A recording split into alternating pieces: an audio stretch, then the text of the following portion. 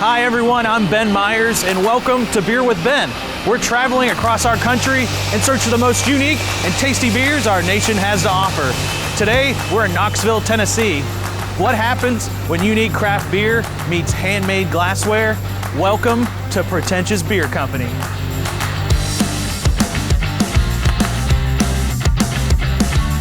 Located in the Old City neighborhood of downtown Knoxville, Pretentious Beer Company has been brewing for almost 2 years and producing one-of-a-kind hand-blown glassware for over 7. Their mission is to create a unique experience, and once you step inside, you'll see that they do.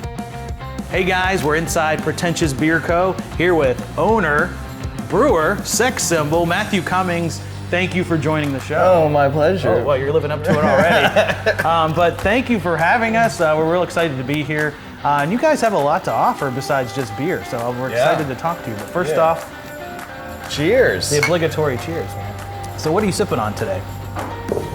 I'm sipping on Friend Zone, which is our dry hop blonde. Okay. Yeah, and this one's with Tahiti hops, which are like Cascade grown in New Zealand. New Zealand. So it's got a little more tropical fruit notes. A little tropical, and then not just the citrus, a little more excitement. Yeah. Okay. And I got El Scorcho, which is the hybrid IPA with Simcoe and Galaxy. You get a little resin along with that Galaxy kind of little stone fruit stuff going on. Lots of oats, super creamy. Delicious. And then, I mean, again, they're so gorgeous. And look how unique this glass is. So, guys, wow. But before we get into all that, let's talk about your beginning. Before you even got into the glassware, how did all this come to be? So just tell us a little about you. So I went to school to become an architect from a very small rural town in Kentucky. So something respectable, you know, in quotes. Respectable. And that was still art-based, and so I was doing all painting and drawing classes, and then math major as well. And then I had to take an elective, and it was either ceramics or glass. And I begrudgingly took glass. Like, I had no interest in it whatsoever. That one small decision was turned into a whole life choice. First semester, I fell in love with it, changed my major, and that's what I've been doing for 16 years now. That is amazing. So Pretentious Glass Company has been around for about 7 years now, is that correct? Yep. We moved to Knoxville about 5 years ago, built that side out, and then started building this side out. So the brewing has been going on for about 2 years now. Okay. Yeah. And as far as your kind of draw to beer, I mean, everyone has a different story. Did you homebrew or was it? Yeah, I got into, so I started making the beer glasses, and I was like, man, the worst thing I could possibly do is to make these beautiful handmade glasses and make the beer taste worse. Like, I don't know if that's possible, but in my head I was like, don't do it, you know? And so I devoured any book that I could find on brewing, the history of beer, styles, and they all recommended trying homebrewing because it doesn't take much money to get into it, and it teaches you about all the components. Like, you can taste the malt better, you understand what yeast adds, and even how to manipulate the hops. water profile. And the water, the sulfate. The sulfate. All right, sexy time, baby. It's all about those chloride. No sulfur. Anyway, good God. Look, I'm getting excited over here. So, I mean, that's the cool, one of the most unique stories is how, like, kind of a hobby or a begrudgingly taken elective class turned into a glass blowing company, which then a homebrew obsession, which they all are. That's how they always. That combination leads you to Pretentious Beer Company here in Knoxville. It was kind of a really organic progression where I started making sculpture that put me through school. I still make the sculpture, and they got successful and therefore expensive to where they're like $7,000 to $14,000 a piece. That's amazing. I mean, it is. I'm happy about that. But and I love doing that. But there's only so many people that get to enjoy what I make with my hands. In that case, so I started the beer glass company as a way to make something that I've dedicated my life to and get it into more people's lives. You know, so going from those high-end one-off pieces to, you know, $30, $50, you know, works of art that you can use and drink beer out of. And then when I started homebrewing and I moved here, we started participating in festivals because I was homebrewing like ridiculous amount. Because the obsession we talk about. It went a little you had far. your glass blowing obsession, and then there was the homebrewing, and it was just like the house was full of various tools and ingredients, and you're putting not only your beer out there as your creative export, you also have the addition of your glassware. I mean, that's quite a unique thing. Yeah, I think as far as I know, we're the only place in the world that is a glass blowing studio and a brewery where you can come in, you can drink beer made in house out of glasses made in house, watch everything being produced. You know, you can hang out with the brewers, you can meet the glass artists. If you want to hang out with the brewers. If you, they're behind us there. What brings people in? Like, what have you found? I think a couple of things. Like when you come here, everything you interact with, we build ourselves. Like the bar top, the stools you're on, we did the whole keg wall, all the metal work, all the tap handles, the glassware. All the tap handles are glass, which are made here, so it's beautiful. And so it really, like, you know, any touch point that we can have with customers and let them, you know, experience maker culture and experience something that was made to last and made well, you know. And then also a big draw we have is that we don't do flagships. They're all one-offs. Everything changes. So if you come in, you know, 1 month to the next, it's gonna be totally different lineup of beers. So there's all of these things that you can try and really let customers have an excuse to like stop back by and say, I gotta find out what that is. Or if I don't drink that now, it's gonna be gone. Correct. I mean, that's the thing. It's like the sense of urgency, like, oh my God, if I don't get down there, I'm gonna miss it and it's probably not gonna come back. Like most likely. It's gonna be gone. Into the craft beer abyss, never to be heard from again. I think something we're always chasing is like trying to find a flavor profile that someone's never had. And like getting to see their reaction to that. Well, I mean, I've homebrewed too, as they all know, and I've been to my fair share of breweries and bars, and that's a great How way. many, two? I've only been a couple, maybe 2 or 3. 2 or 3, okay, cool. It's like trying to find like liquid alchemy, you know? Translating these random things into something cohesive and interesting. Absolutely. Well, speaking of that, it's been a pleasure talking with you. Matthew Cummings, owner, brewer. And sex symbol. Here in, is it Knox County? Knoxville. Here we go. Oh, beautiful. Beautiful. That was even better. I'm That made the beer I'm not taste talking better. about the beer yet. That tasted even better.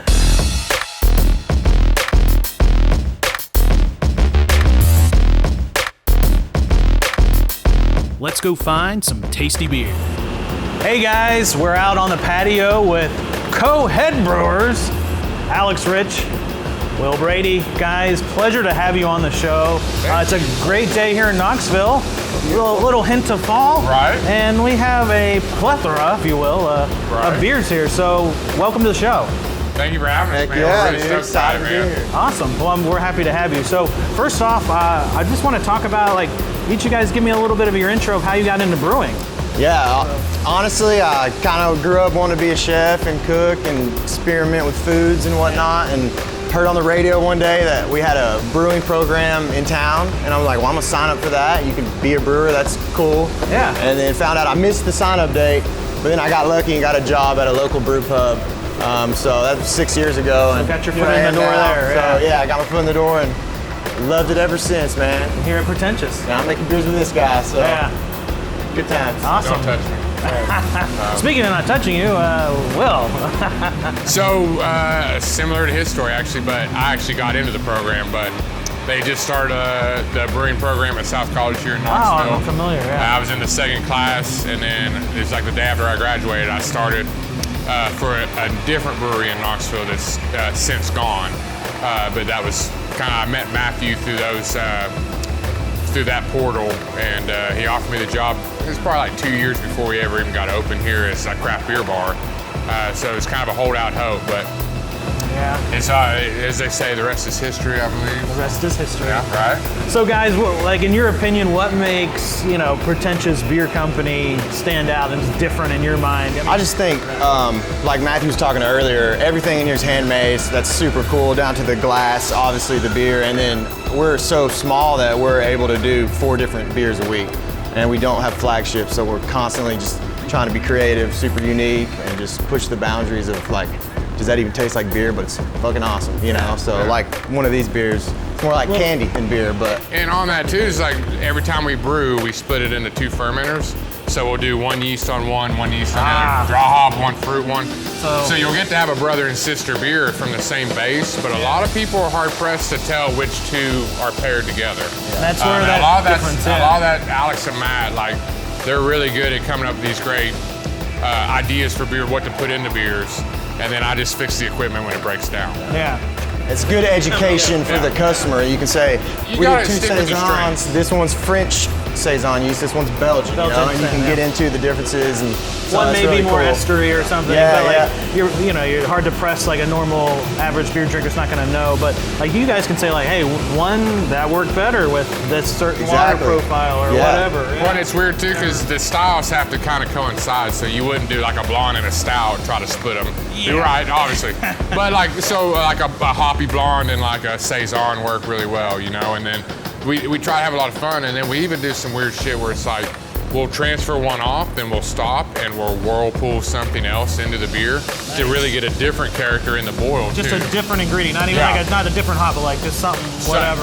Whatever you it guys may come be, up yeah. with. And then we can also boost gravity that way with sugar, honey, things like that. So we can get, out of the same base, we can get 2 very different beers. Yeah, and that's super fun too. So when we think of a beer idea, we're thinking of 2 beers, Yeah. not one. And it's so a it keeps us on our scheduling toes. nightmare, but Yeah, yeah. it keeps us on our toes. Well, I think it's one of like it allows you being able to be versatile like that with a nano brewery setup like this is helpful. Well, everything's a one-off essentially. There's no, repeats. Like you're always on your feet. Like what's your favorite thing about I love that. this environment? No matter what we're doing in life, we get inspired by anything, movies, Yeah. music, food, and then we'll come in the next week and be like, let's make a beer like this.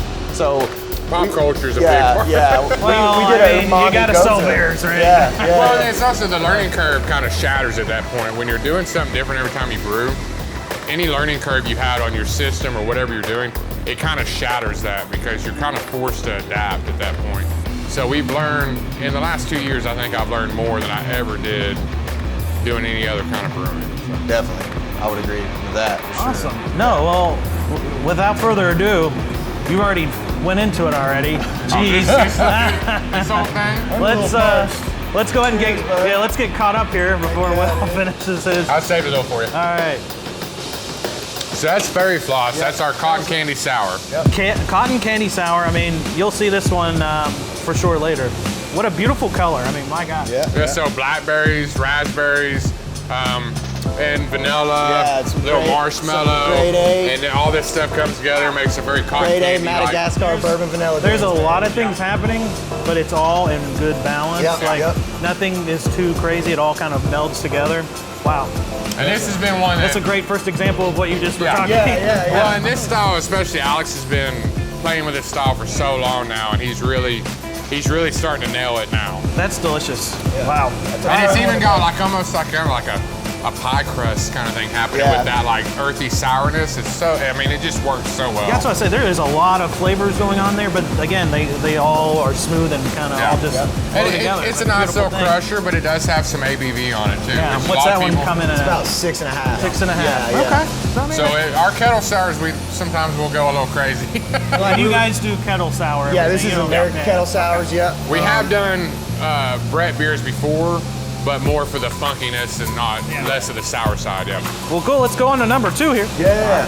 So this is Take Off Your Pants and Jacket. Take off your pants and jacket. Yeah, it's a like American hybrid IPA. A little westy, a little hazy. Yeah. Soft water profile. 25 IBUs, Heavy, so heavy not. brown. Nothing like no harsh So real, bitterness. real juicy, creamy, Yeah, a little papaya, bit. mango, stone fruit. Oh my God, that is.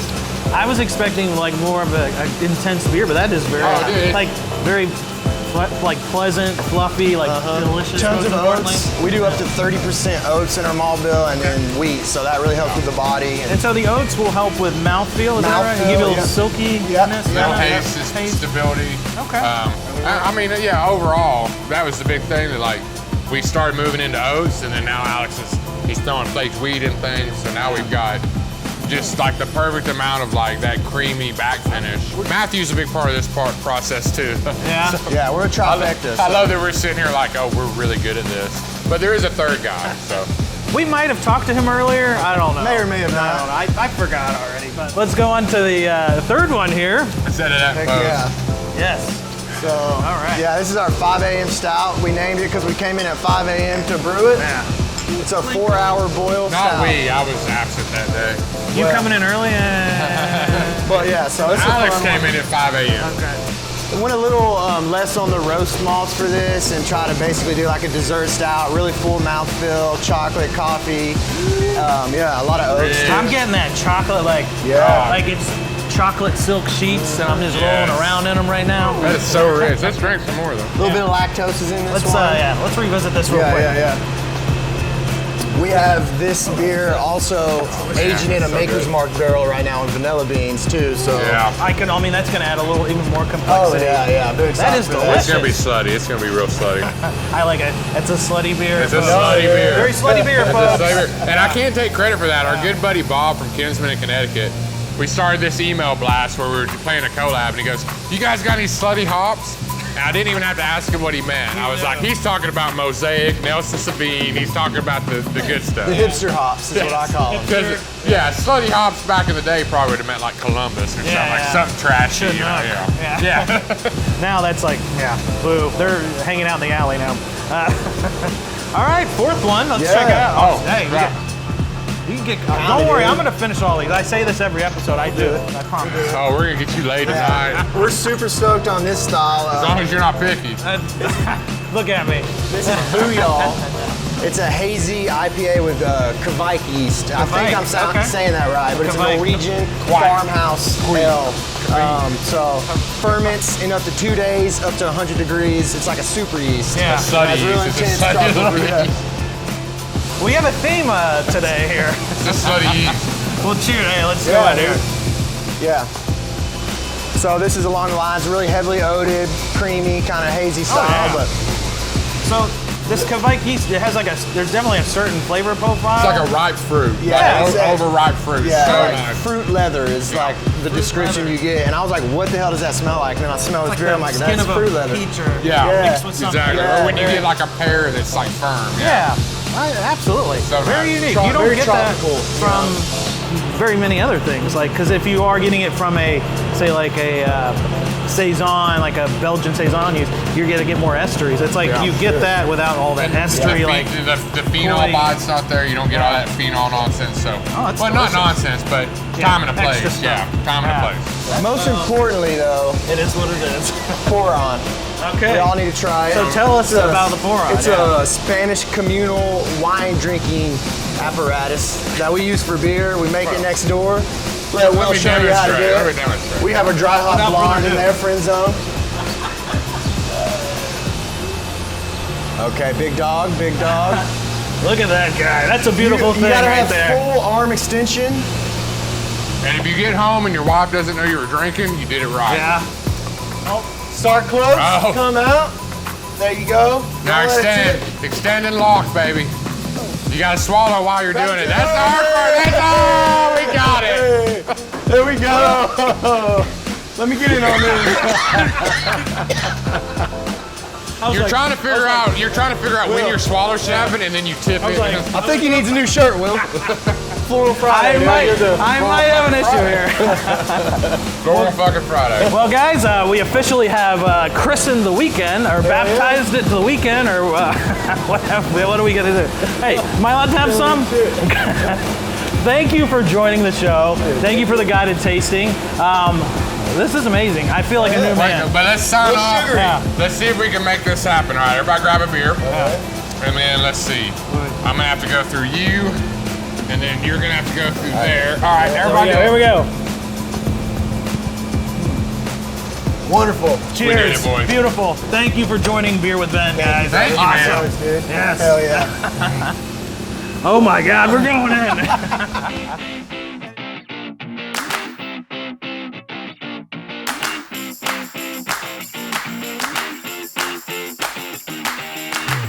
Hey guys, we're in the bar, hanging out with my new friend Kellyanne. So welcome to the show. Thank you. How are you today? Great, how are you? Well, before we get too excited, hey, let's a little cheers, right? Proper hello. So Kellyanne, obviously, welcome to Beer with Ben, and you've been here before, I imagine. I actually haven't been to this specific brewery, but I've had their beer at a couple events in Knoxville. Okay. So are you normally a beer drinker, or what do you like kind of lean towards? Anything with an alcohol content is really Fair my enough. game. I love it. I love it. So are you originally from around the Knoxville or East Tennessee? No, I'm actually from New England, New but England. I moved to Knoxville for my master's degree at UT. Awesome. Okay. So we just finished like 3 episodes up in Connecticut, which we talked off camera that Yeah, that's where I'm from. You've been to. So you Patriots then, or? Oh, no. Oh God, Giants. Connecticut's a nice split state. It's either New York or Boston. Thank God. Or all Okay. Giants. Okay, good. Because we'd probably have to kick her off the show if she's a Patriots fan. Fair enough. But anyway, you seem very nice. So sorry, we're getting aggressive already. I've only had half of a sip of beer here. I know, I can't even blame it on that. That's right. So is there any favorite brewery so far in Knoxville? I mean, obviously Pretentious Beer Company, we're here. You've enjoyed yourself. Is there anywhere else that you've... There's quite a few. I like here a lot. A lot of their really good sour beers. Crafty Bastards is really good. We were just there. Yeah, Last Days at Autumn is also really good. There's a couple of places I've been to. Without further ado, we're going to create a new game for Beer with Ben. Okay. We have 3 names that we can... what we think the name of the beer is. So we're each going to sample our beers first, soak it in, figure out what it is, and then we'll circle what we think the name of the beer is from our selected things. So we'll twist those over, kind of show the camera like this is what we have.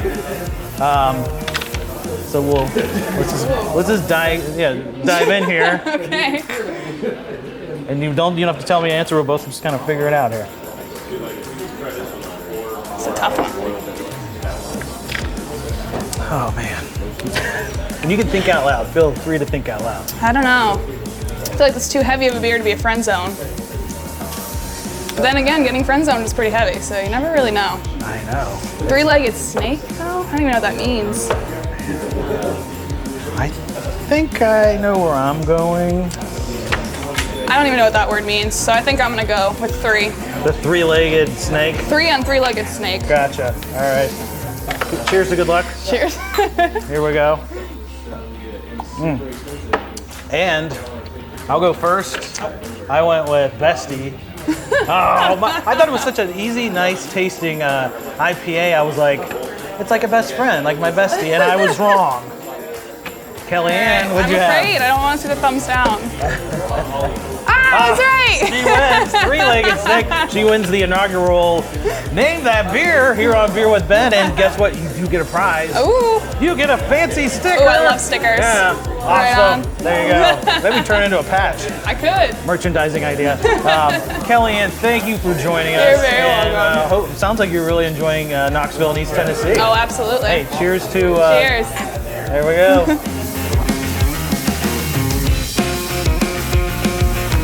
That wraps up our visit to Pretentious Beer Company here in Knoxville, Tennessee. Follow us as we continue our journey across the nation in search of the most unique and tasty beers here on Beer with Ben.